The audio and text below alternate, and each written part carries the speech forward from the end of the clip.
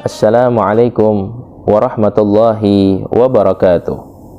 Sahabatku, dimanapun berada yang dirahmati dan dimuliakan Allah subhanahu wa ta'ala, bulan Ramadan adalah bulan penuh keberkahan, bulan di mana kebaikan demi kebaikan akan diberikan oleh Allah subhanahu wa ta'ala, dan setiap kebaikan yang kita kerjakan pahalanya akan dilipat gandakan oleh Allah subhanahu wa ta'ala.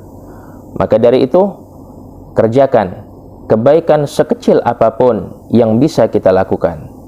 Karena di dalam kebaikan yang kecil, terkadang di dalamnya terdapat ridha Allah subhanahu wa ta'ala kepada kita. Dan sebaliknya, di dalam dosa yang kecil yang kita remehkan dan kita kerjakan terus-menerus, terkadang di dalamnya terdapat murka Allah subhanahu wa ta'ala kepada hambanya. Dan kebaikan yang bisa kita kerjakan pada saat ini jangan kita tunda sampai esok hari. Kenapa?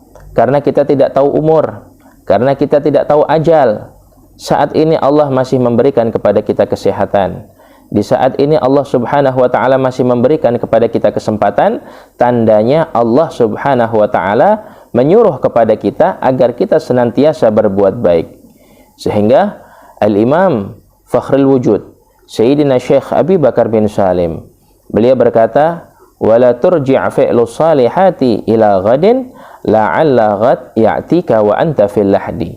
Dan jangan engkau tunda kebaikan yang bisa engkau kerjakan pada saat ini, karena mungkin ketika engkau menunda kebaikan yang bisa engkau kerjakan pada saat ini, ajal telah lebih dahulu mendatangi daripada dirimu.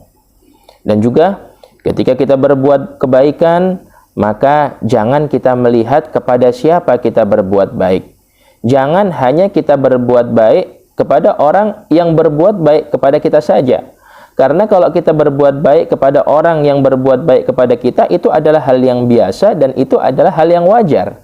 Tetapi ketika kita bisa berbuat baik kepada orang yang suka mencaci maki diri kita, kepada orang yang suka menjelek-jelekkan kita, kepada orang yang jahat kepada kita, subhanallah, itu adalah perbuatan yang istimewa dan akhlak yang dicontohkan oleh Rasulullah sallallahu alaihi wasallam. Dan tentunya orang yang senantiasa berbuat baik di dalam hidupnya, dia akan mendapatkan ketenangan hidup. Dia akan merasakan gembira. Dia akan mendapatkan kenikmatan demi kenikmatan daripada Allah subhanahu wa ta'ala. Kenapa? Karena buah daripada kebaikan yang dia kerjakan, Allah subhanahu wa ta'ala akan memberikan kebaikan juga kepada dirinya. Allah akan pertemukan dirinya kepada orang-orang yang baik. Allah akan jadikan hidupnya baik. Allah akan jadikan segala macam yang ada di dalam kehidupannya kebaikan semuanya.